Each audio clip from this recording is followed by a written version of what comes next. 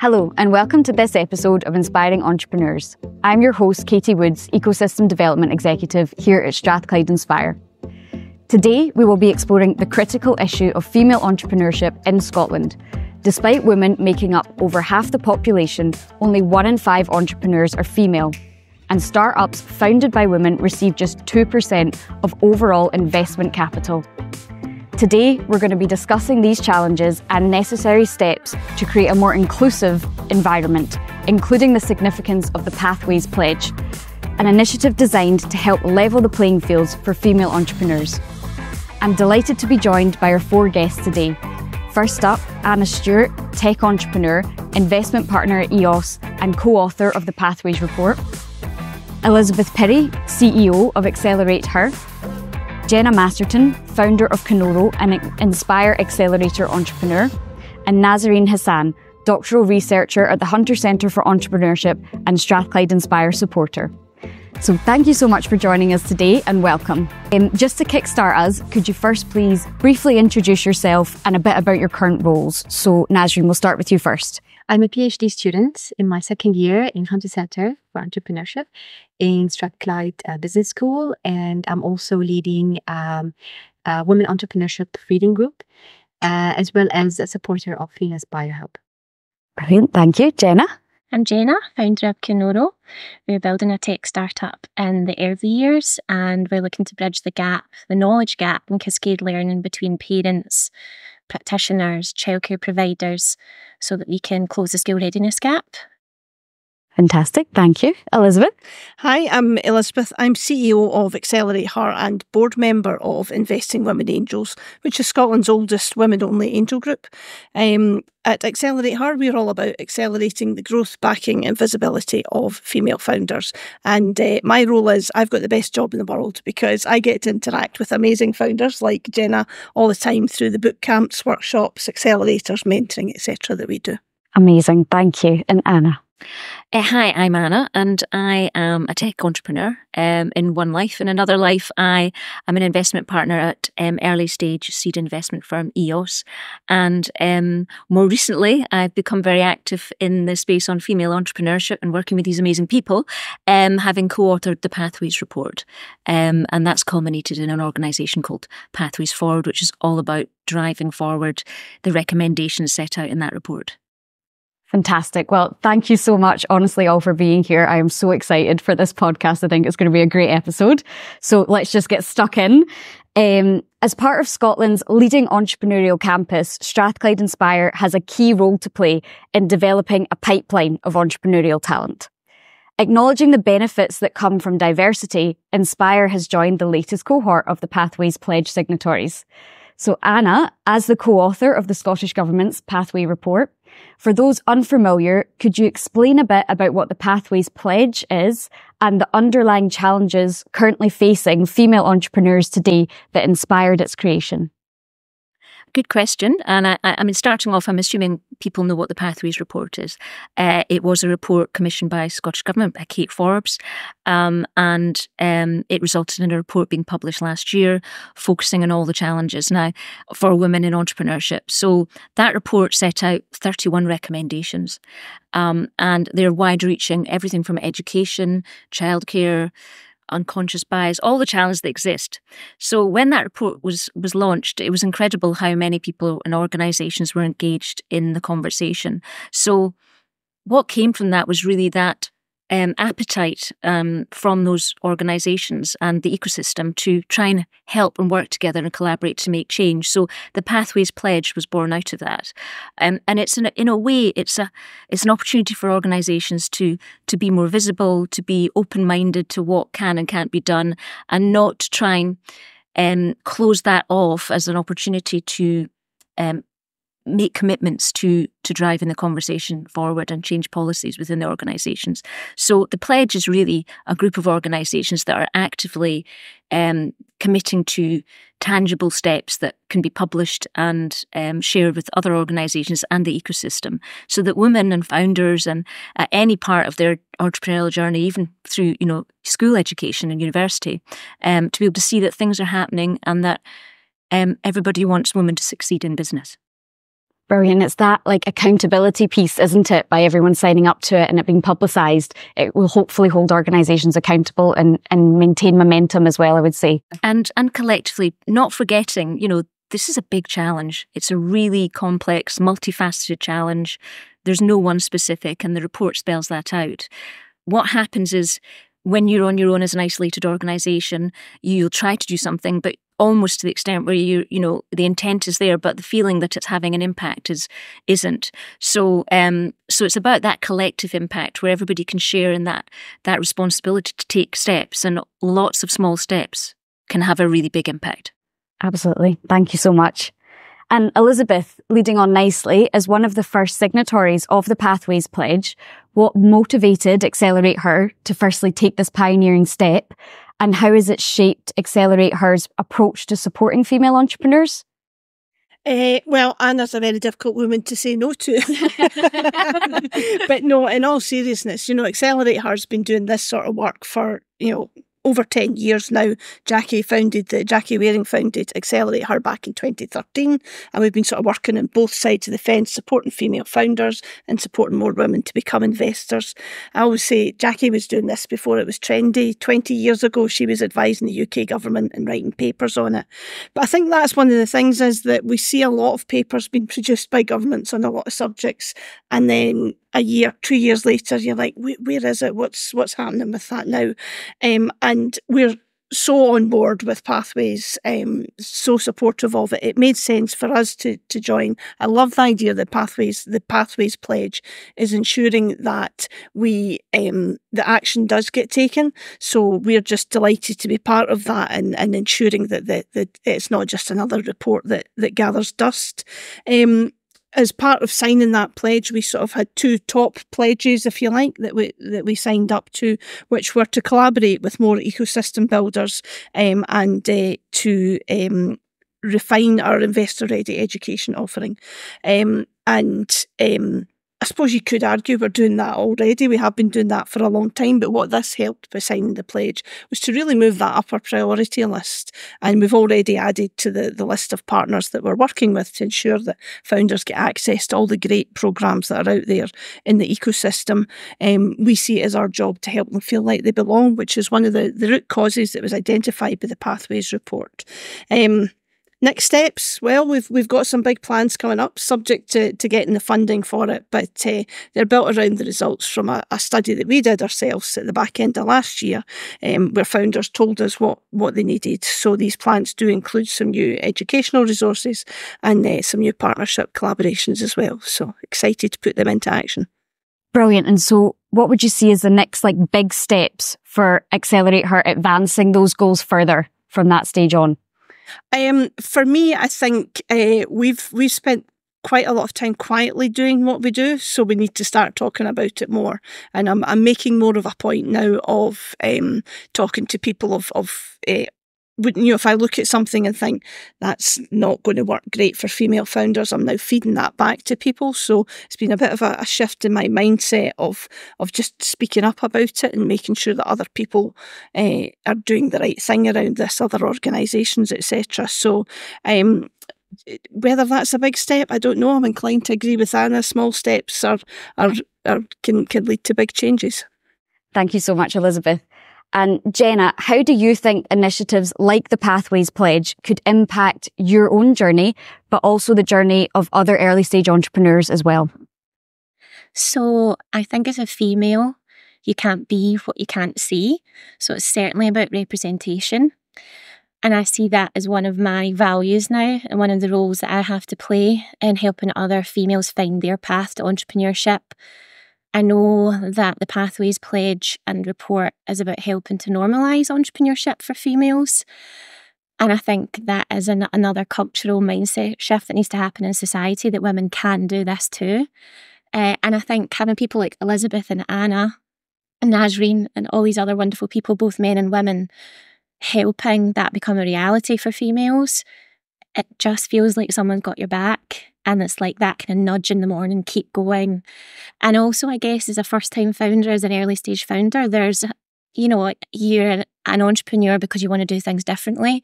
You have to get more comfortable with ripping up the rule book and putting your elbows out and making space, as you've always taught me, Katie.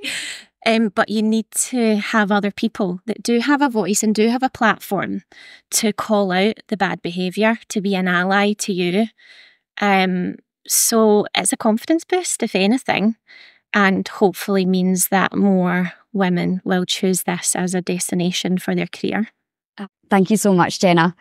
Strathclyde Inspire has pledged to embrace diversity and inclusion in all of our decision-making processes at each critical stage of the entrepreneurial journey, and educate all Strathclyde Inspire about equity, equality, diversity and inclusion in the context of entrepreneurship. So Nasreen, from your perspective as an academic, a Strathclyde Inspire supporter and chair of the Women Entrepreneurship Reading Club within the university, how do you see the Pathways Pledge influencing the conversation around female entrepreneurship within educational institutions? And furthermore, how do you believe educational institutions can better prepare and support the next generation of female entrepreneurs? Sure. They can, of course, do that through increasing the awareness and exposure. Of course, also through building networks where female entrepreneurs can network with other female entrepreneurs who've made it through later stages in their entrepreneurial journey, role models. I mean, through my PhD research, I'm actually focusing on the non-Western context, but being here in Scotland, I'm connecting it to women entrepreneurs in Scotland. So I'm doing a lot of comparative outlook to it. What are the experiences of women entrepreneurs in non-Western contexts, and how do they compare to women entrepreneurs here in Scotland? And my findings, they're quite similar. There are some differences here and there, but the challenges women entrepreneurs face in different contexts are almost the same. So through my academic journey, I would like to bridge that gap and do and propose some comparative studies that what do women entrepreneurs across different contexts are facing. And through my exposure here, I can see that awareness, and networking.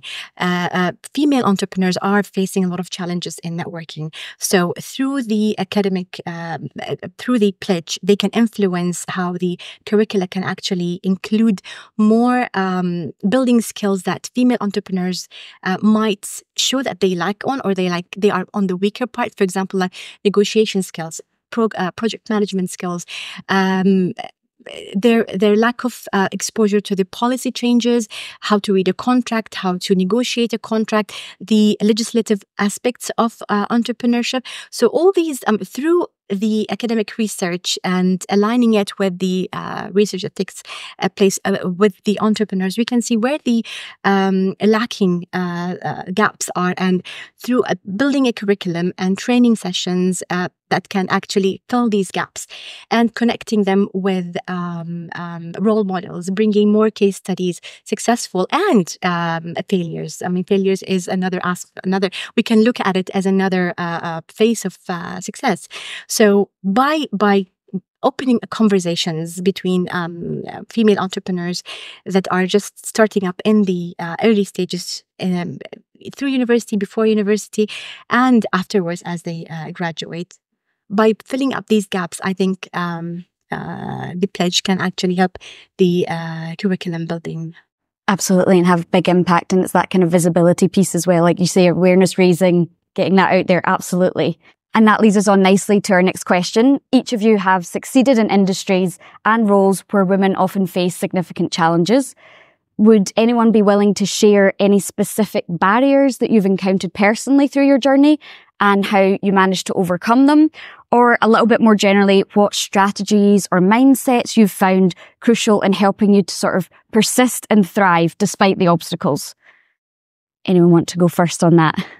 I think we have to acknowledge that founders, and in particular in this case females, start from different rungs of the ladder. And you cannot give the same advice to every female because their ladder rung beginning may be different.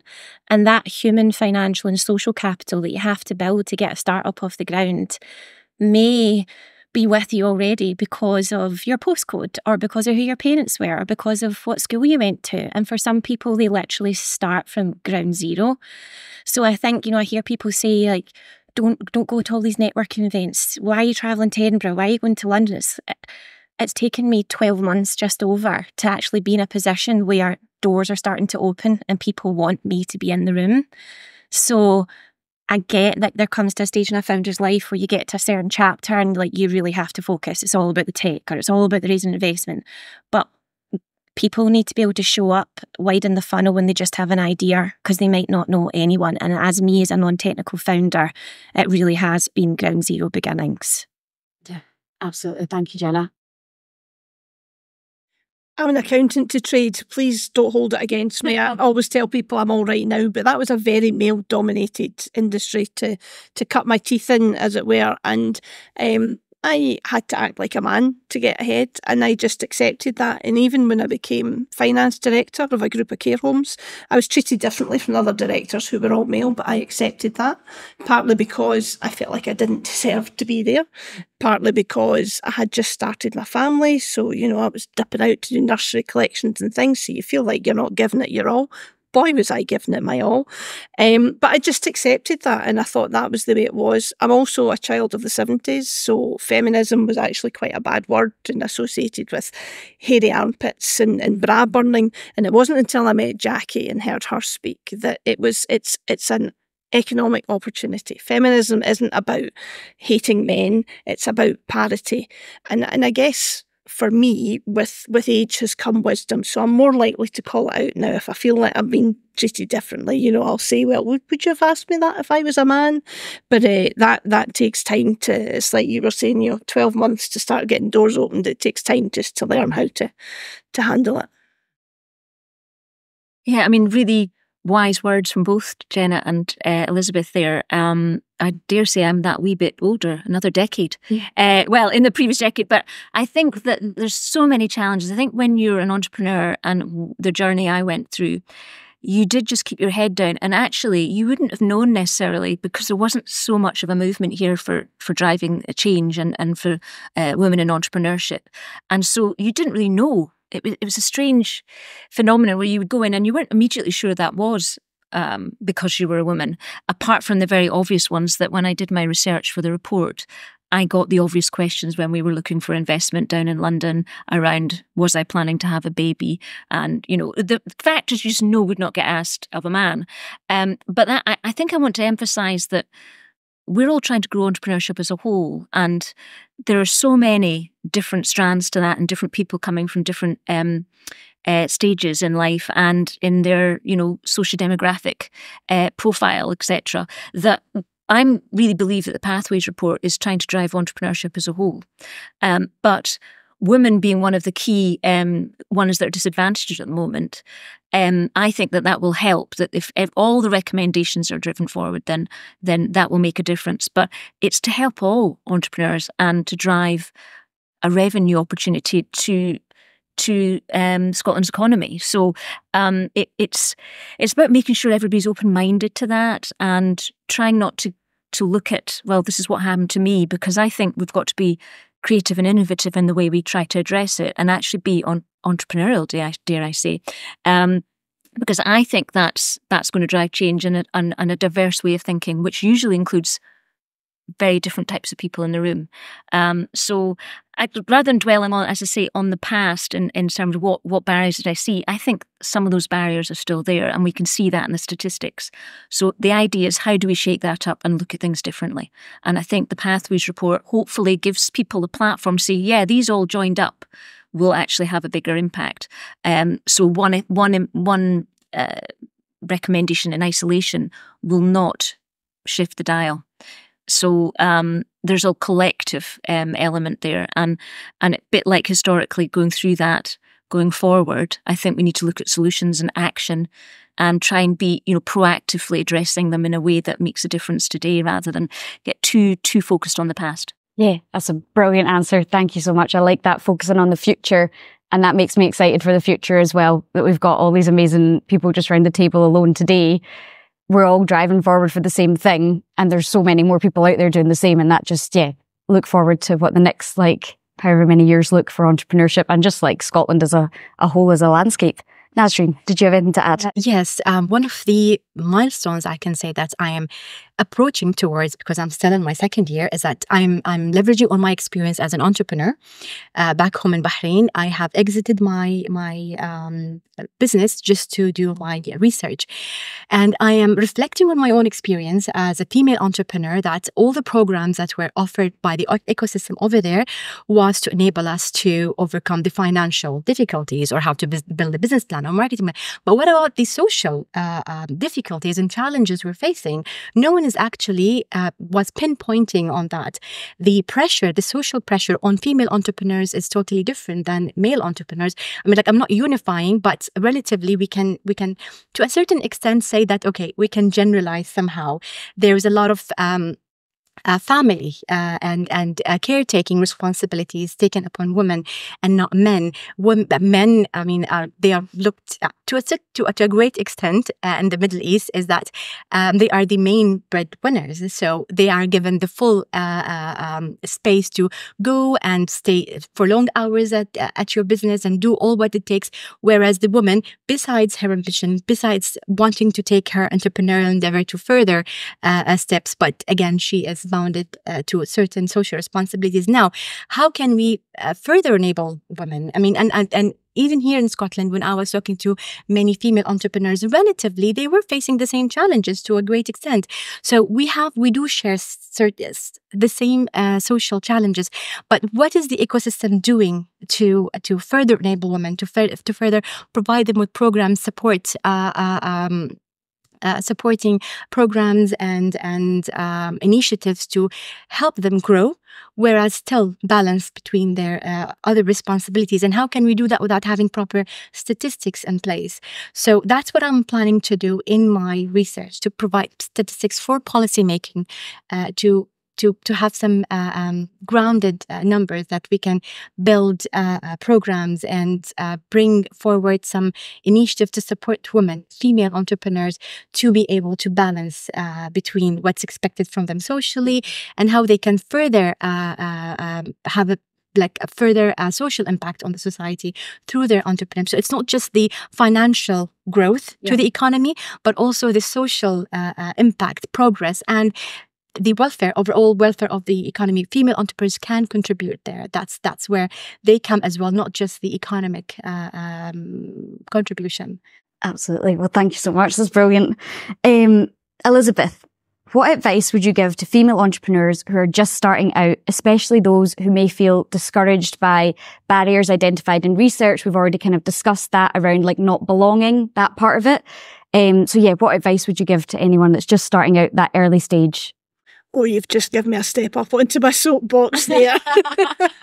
I do worry. We talk quite a lot about the challenges that female founders face. We often talk about statistics like 2 pence in every pound of investment going to founders. And I do worry that we start to create a narrative for female founders that you might as well not even try because you're not going to get it. I know I was talking to one founder recently who says that she has got investment, but every piece she's got, she's felt like she's had to be so grateful for because women don't get investment. So isn't this amazing? And actually she felt like her investors were only giving her enough investment to keep going as opposed to giving her investment to grow. Because, she was lucky, she was a woman, she was getting it. So I'm quite keen that we sort of shift the conversation a wee bit away from that, how little they get, to actually what they do with it. There's not been enough research into this, but there has been research that suggests that women produce a higher return on investment when they do get investment, that they're less likely to default on bank loans, that they're more likely to reach the targets that they set for themselves, largely because women tend to give more conservative estimates. You've had to work so hard. Those social challenges that we were just talking about are things that we've all had to dot every I and cross every T to get where we are. So when we're presenting projections, they are thoroughly thought out, and the narrative you get is that we're wrong for doing that, and that men's hero projections are the way to go. And I think there needs to be a kind of a switch in mindset there.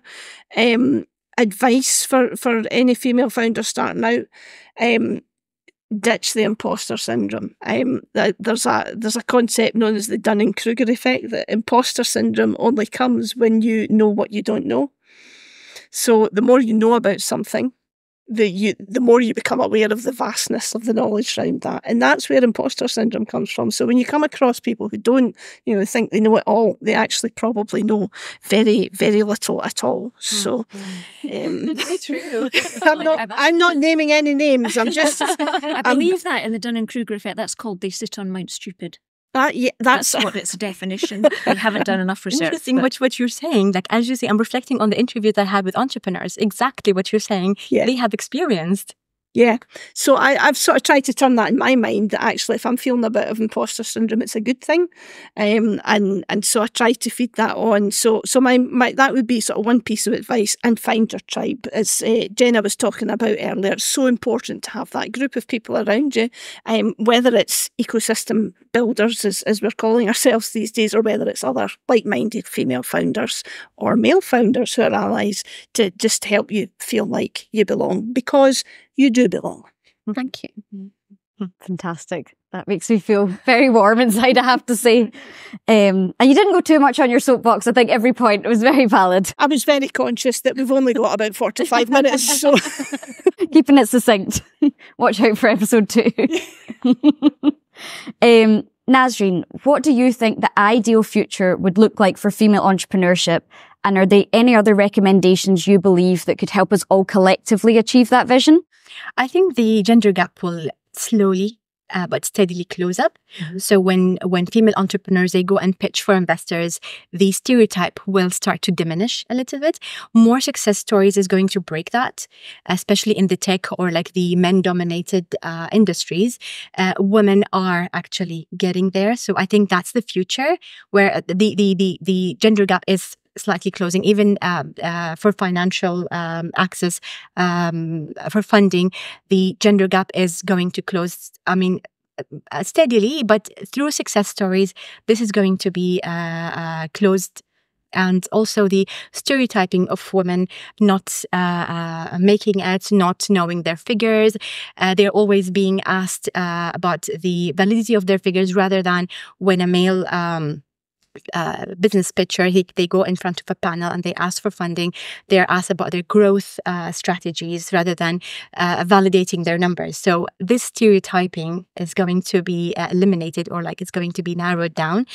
And my advice for female entrepreneurs is to go out there and not take no for an answer, and build your network.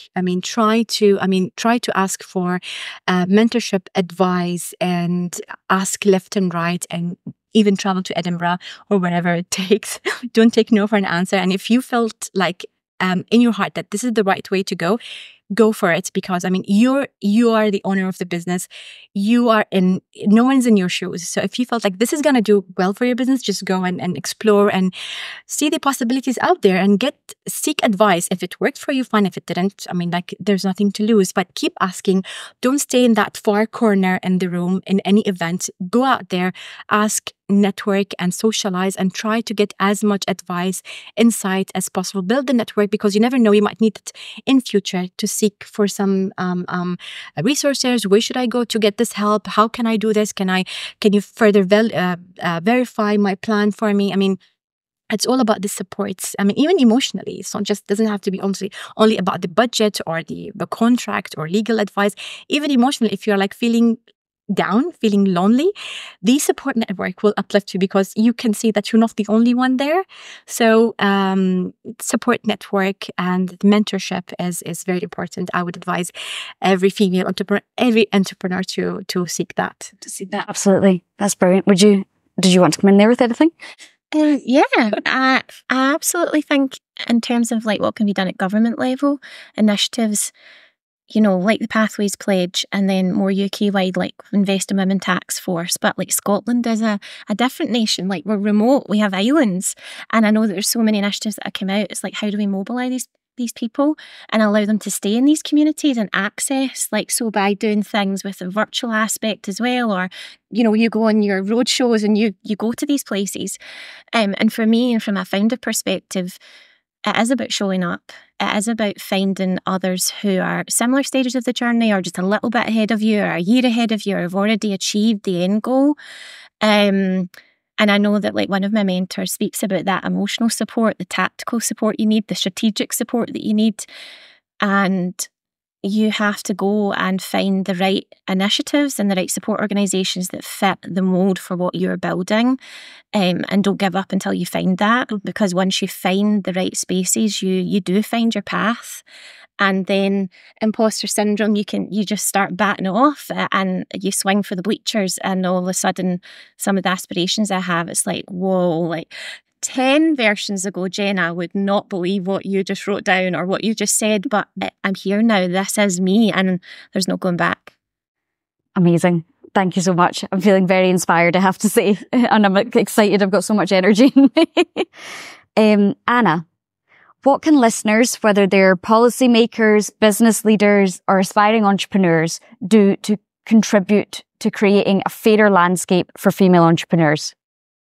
I think every single one of those stakeholders you've mentioned can make a contribution in their own way. No matter what they're doing, you can do it at different stages of your journey. You can do it within a bigger organisation.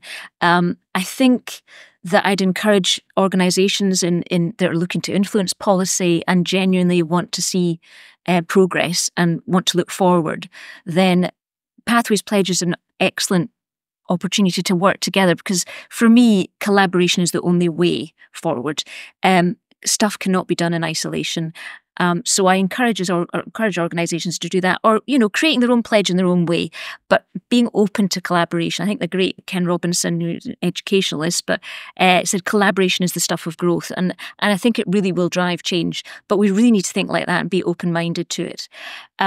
As an entrepreneur myself, and listening to the stories here, and Genna as well as a buzzing entrepreneur, I get such a buzz out of that myself. But I think it's so important to be seen, to be understanding that you're a role model for others, and you need to be visible.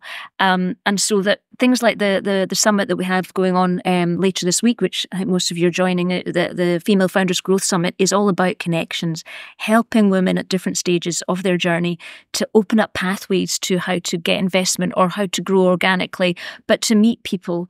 Because I can tell you, I'm a little bit older than the people in the room just now, is that you will meet people on Thursday or here today or tomorrow, and whether you use them or work with them again, you may come across them in 5 to 10 years' time. It's happened to me where 10 years later, somebody I met 10 years before has changed my life.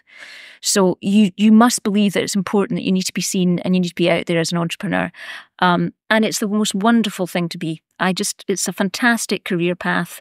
It's inspiring, it's empowering.